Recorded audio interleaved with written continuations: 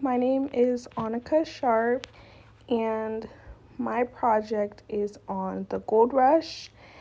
It is specifically talking about Native Americans and their experiences during this time and basically all that they went through, but the main focus is the Gold Rush.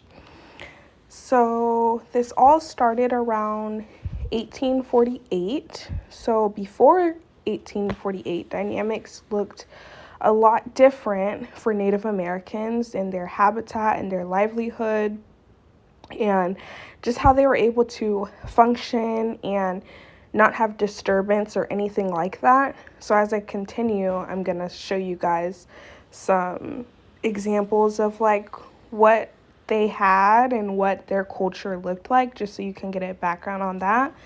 So this first image is the Native American language. So this is the alphabet. I'll zoom in so you guys can see. This is kind of their alphabet. I'll allow you to continue to take a look at that. So then as I continue on, I'm just going to show you the tools that were used by Native Americans. So they had bows and arrows. These are like the different kinds, just zooming in. They were all wooden for the most part. And then their knives, as well as the stone and wood clubs. So this is what they used as protection, ways to get food, things like that. So the reason I want to talk about the gold rush is because it caused a lot of transformation, and it was a very devastating time that even I didn't know about before discovering this project. So I'm going to start with giving you guys a timeline of the gold rush, just to kind of break down when everything happened, how it happened, laws that were passed, etc. So beginning in 1848, that's when gold was first discovered at Sutter's Mill in Coloma, which created the gold rush. That is basically where the miners began to attack native lands, and all the destruction began in 1848. So continue on from around 1849 to the 1850s, native people, indigenous, they were taken away from their land, they were forced to relocate, and they had to change their livelihood, their ways of work. And violence against the Native Americans just continued to happen, and settlers wanted to take their land and resources away for their benefit. So going on to the 1850s some more, that's when the state legislature passed the Act for the Government and Protection of Indians. This did not finish going through, but Native Americans were still removed and Indian hunting started. So in 1850 to 1860, that's when the genocide truly started happening. The Native American population started to truly wipe out. Basically, 50 to 90% of the Native population had perished during the gold rush, and it was very hard for them to survive past this point. So going down to 1851 to 1852, the U.S. government tried to negotiate treaties with the native tribes, and this was the treaties of 1851, which also did not give far. So then compared to 1840s, in the 1860s, the population had reduced by half of its previous size. This is also when the Modoc War, Klamath War had began, and these are events that Native Americans attempted but did not succeed with fighting back. So to end the gold rush times within the 1870s and the 1880s, Native Americans faced starvation, disease, more violence. So as you can tell, the gold rush disrupted Native American life and set in motion violence, cultural destruction, and created the U.S. expansion into native lands in the 19th century.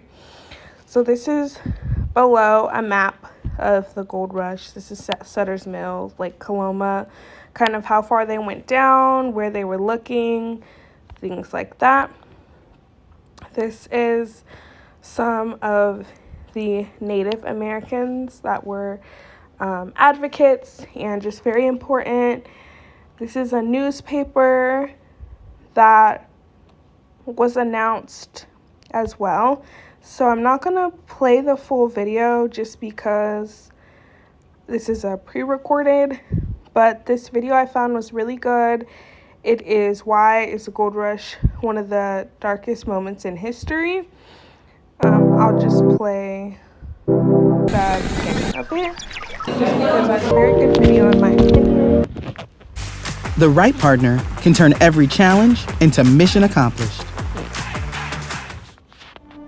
Growing up in the U.S., you learn about the California Gold Rush, the 49ers and their hunt for gold. But that's only part of the story.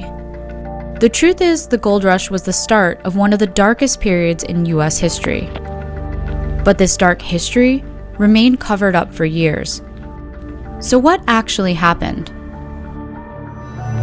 So I really like this video because it plays a good role of unraveling everything that the gold rush displayed that the world kind of keeps hidden, and things that I also never knew about.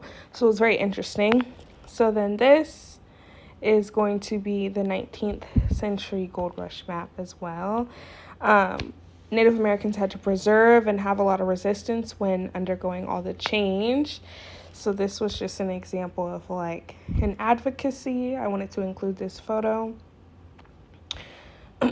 Native Americans had armed resistance as a form of survival. They used warfare tactics. Some tried to blend in with their settler communities just to try and survive, and they would engage in trade, just basically anything to survive. This is an image of the statistics.